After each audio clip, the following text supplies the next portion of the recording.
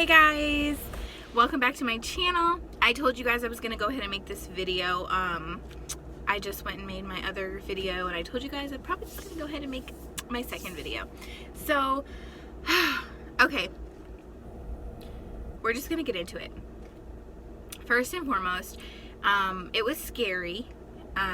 Getting diagnosed with autism, my son, it was scary. It's not like a, and it's nerve-wracking. It's not this easy process. It's not this just regular day at the doctor's office. It's scary, and you don't know what's going to happen next. They, ask you a million questions and have you fill out, a little bit of paperwork, not much. I thought I was going to actually have to fill out a lot of paperwork, but it wasn't a lot. And then then of course she sits down with him and plays a little bit and observes him in that way, and then she makes her observations, and off of the questions she's asked you, off of your answers, and off of her kind of playing with him, she decides, does he or does she or he have autism? So a lot of the questions that she had asked me were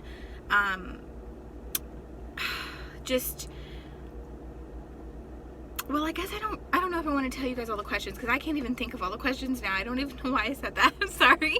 I mostly want to tell you, she's going to ask you, let's just break it down this way. She's going to ask you a series of questions, and it's going to be a lot of questions, like I said. That's why I said if your son or daughter is having symptoms of this, obviously they would be if you're going to the specialist. Keep it written down, because that's what I did. And when I went in there, I went ahead, she started asking me questions, and I was answering them. And then I said, you know what? I'm going to go ahead and can I read all of the symptoms off for you and see if that helps? And she said, sure. So I did, and she's like, great, you just answered 50% of the questions that we had to go through. And I was like, fantastic, because it was a lot of questioning. It was a lot. So, but to me, that was actually easier than having to deal with, sitting there and filling all of that out on paper. That was a lot. I wouldn't have wanted to fill all that out on paper, and I was actually really happy that I could kind of sit there and deal with my son while she was asking me the questions, because having to sit down and deal with my child who's 22 months and wants to move and go everywhere at the same time and do paperwork, it would have been rough. So I was really, really grateful that she did that. Okay, so basically, after we got through all the questions, she sits us down, she starts getting different toys out. Sorry guys, I actually had to move my phone for a second because it clicked off. Anywho, but anyways, okay, so after all the questions, we sit down with her, and she gets her big old bag of toys and her little fun and knick-knacky things, and she puts them on the table. She brings out different things at a time, and I remember the first thing being like, she observed him actually before we started that, when she was asking me some questions. She had another nurse bring in some crayons and a couple Matchbox cars, because he was kind of, getting a little antsy, because it was a lot of questions, like I said. So we sat down, I sat him down, and I sat him down with the crayons and the two Matchbox cars, and right away he was coloring, but mostly right away she saw the organizing and the lining up. He was lining up all the crayons, lining up all the cars. So she saw that right away, which was kind of a sign and a symptom. Or it was a sign. So the next thing, she observed that when we were doing the questions. But then she comes back and she sits down at the table with him, and she pulls out just random toys, like a little toy chair, a little farmer, just different things, little toy furniture, little toy, dolls that are really small, little just knick-knacky things everywhere. She puts all of those there, and immediately, instead of she got him a baby bottle, got him a little thing, like he was supposed to like kind of feed the baby, kind of put the baby in the little bed, or like things like that, which he didn't do. Immediately he just tried to organize, and she took the farmer out of kind of like his line that he had. She took it, and he would take it from her and put it back, and she did that several times, and she could see he was not happy that she continued to take that out of his line that he had lined up. So I would say the next thing was more toys. I mean, she pulled out more toys and things, and it just depended on how he interacted with her. And he just wasn't really engaging the way he was supposed to be engaging. And he would look at her, but he wasn't really showing her eye contact like he was supposed to be. It was very like brief eye contact. It was like, I'm sitting here playing, blah, blah, blah, and then I'm glancing at you, but I'm not really connecting and interacting with you. So that was that. And then she got some bubbles, and she screwed the cap back on after she blew some bubbles, handed it to him several times, and he was supposed to kind of unscrew that and do it with her, but he did not. And then she had a little container of like goldfish, and she gave him a few to eat, and he ate them, but then she was trying to show him, you screw this off, now you do it. And instead of doing it, he just would take it and tip it over. He wasn't like unscrewing it, he would just take it, tip it over. So he wasn't doing like what he was supposed to do with that either. And there was a few other things that she did. He did imitate some things that he was supposed to do, but he was not like engaging with her and giving eye contact the way he was supposed to. And like I said, he wasn't doing with some of the toys like he was supposed to. He was more interested in organizing them and lining them up than playing with them. So that was that. And then, yeah, I mean, that's really all they do, but it takes a long time. And I think that's the most stressful part, is they put you in a room, and everybody's different. I mean, so many people are different. Like, people told me that they had to see several different doctors in one day, all at the same building, obviously, but they all would come in a room and each person would do an evaluation. But she was the only person who did the evaluation for me, and I'm not sure if it's pertaining to COVID. But yeah, I'm not really sure, because I know that hospital was kind of doing like video calls for autism. Like, they were doing it over the video things, and they were diagnosing that way. But I didn't want to, and I wanted to go in person, and they told me that I could, that they had just recently had a doctor that opened up. She was so sweet, and they said that she would do it. She just decided that she would come in. All the other doctors were doing video calls, and she decided she would come in and do it. And I was like, thank God. And so I wonder if it was because of COVID that was the only doctor that I actually had. So I'm not really sure. We had her for the whole time for everything, through all the questions. So yeah, I'm not sure if your experience will be different. Like I said, everybody, like in different areas, that's how it's going to be. But what it all comes down to is that's what it's going to be, regardless whether how many doctors you have analyzing him or your son or your daughter. It doesn't really matter, because it's mostly going to be the same thing, of consisting of tons and tons of questions. And then after all the questions, they're going to sit down with him and interact with him and see how that pans out. So that's how that happens. Honestly. So I heard some people say they will sit down and see how he interacts with you, and then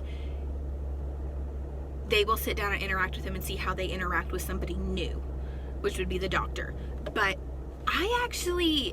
she just asked me that stuff. I didn't sit down and interact with him as far as the playing. She did all of that. And yeah, I mean, she did all of that. And she just asked me questions like, well, if he does this, will he do it? If you do that, will he do it? Or does he do this or that when you guys play together? Or does this and this? And she asked me those questions, but she did not actually watch that take place. So I'm not sure if that was due to COVID, if they're just kind of like backed up, and so it's a lot quicker than what it normally is. I'm not really sure, but it actually was long to me. It was like a 2-hour thing.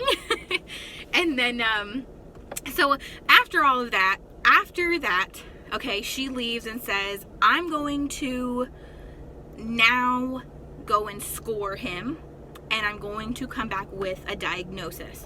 So then she comes back, and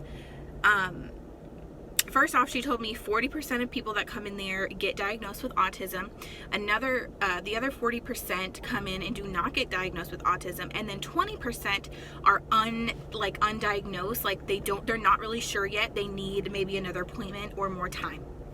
And so I'm like, of course, I really don't want to be that 20%. Like, just my luck, I will walk out of here and not know, because that is worse.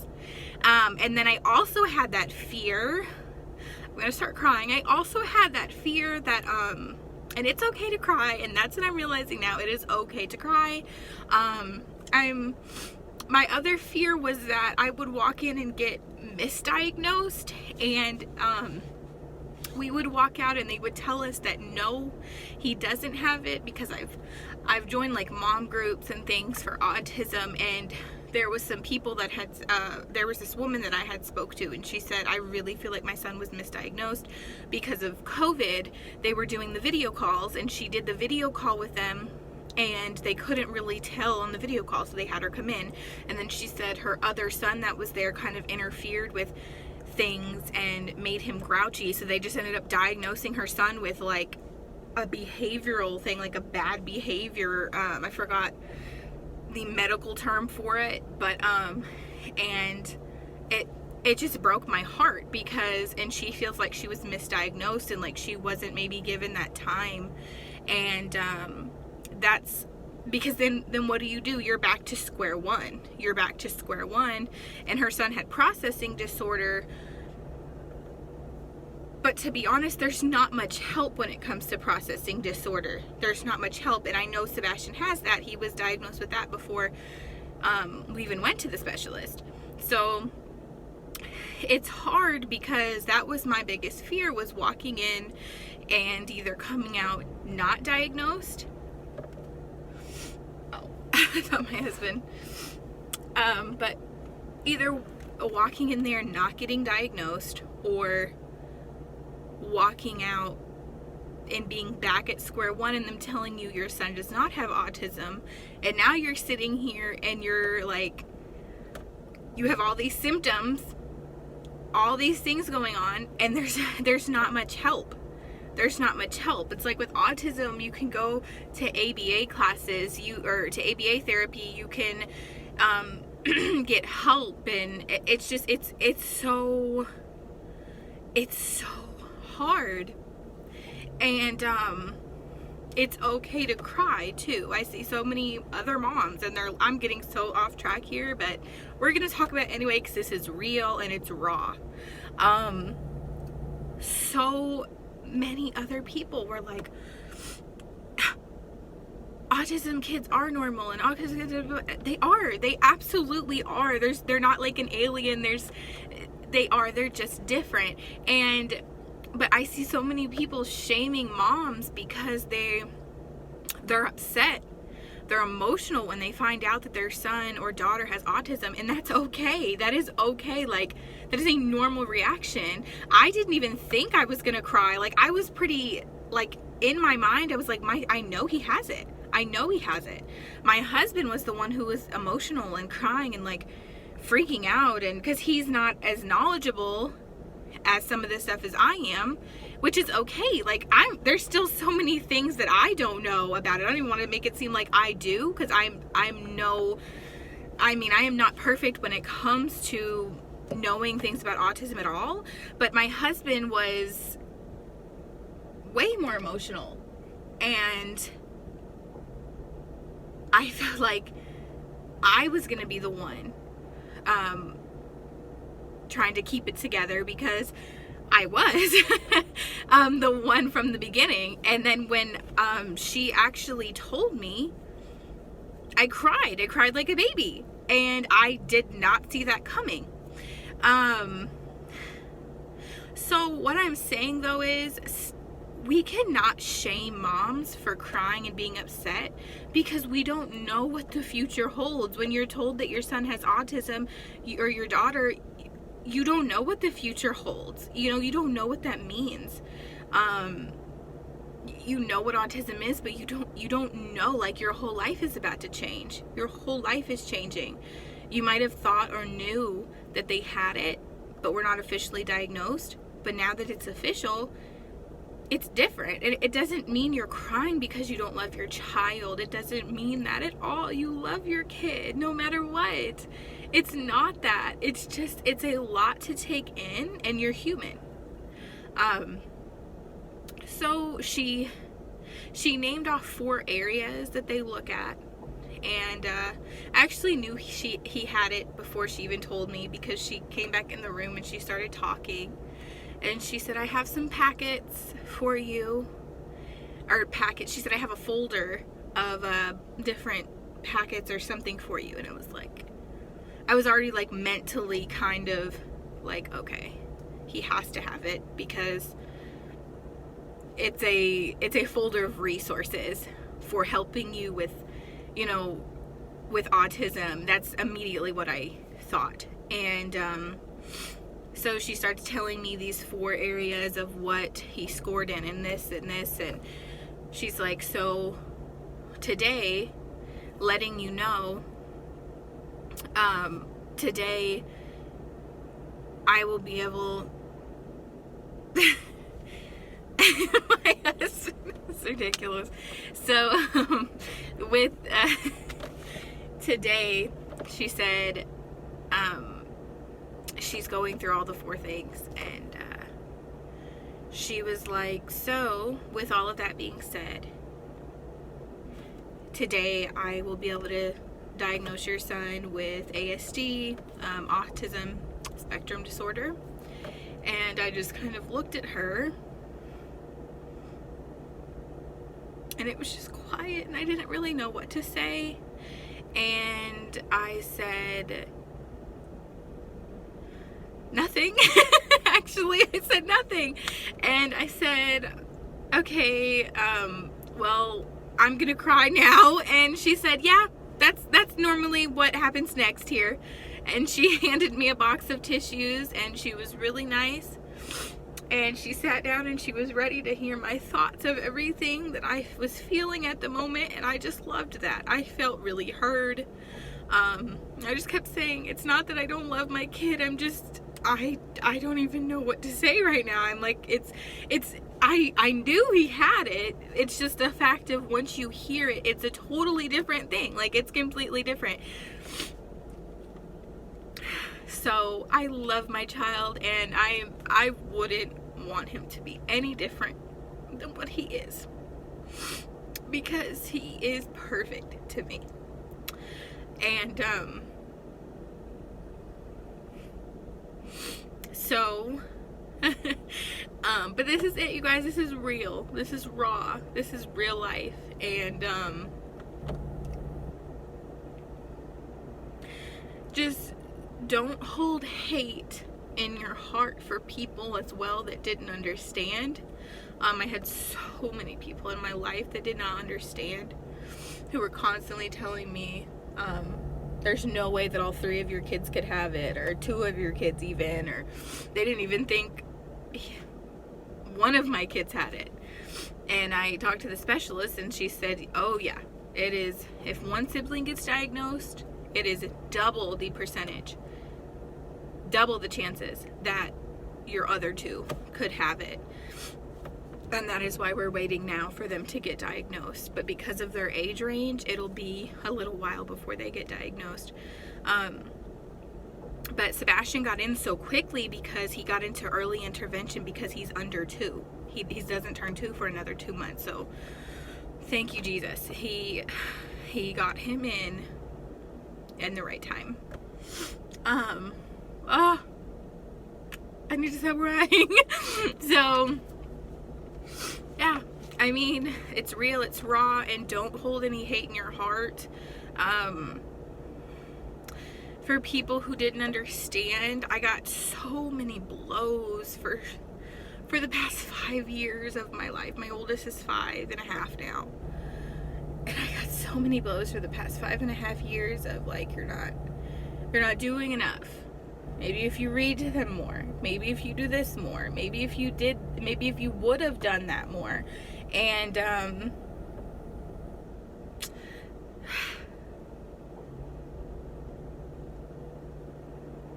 now I have everyone like, I'm sorry, I didn't know. And it's like, I know.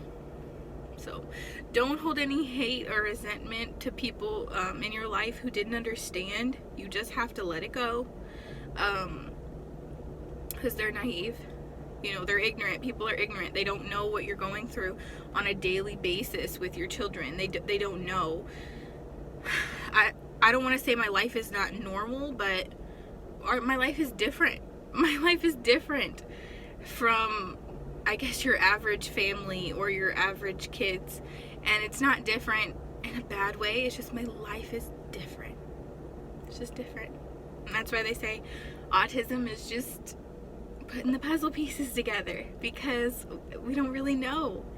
You know, it's like we're just different, and that's okay. We're not your average family, and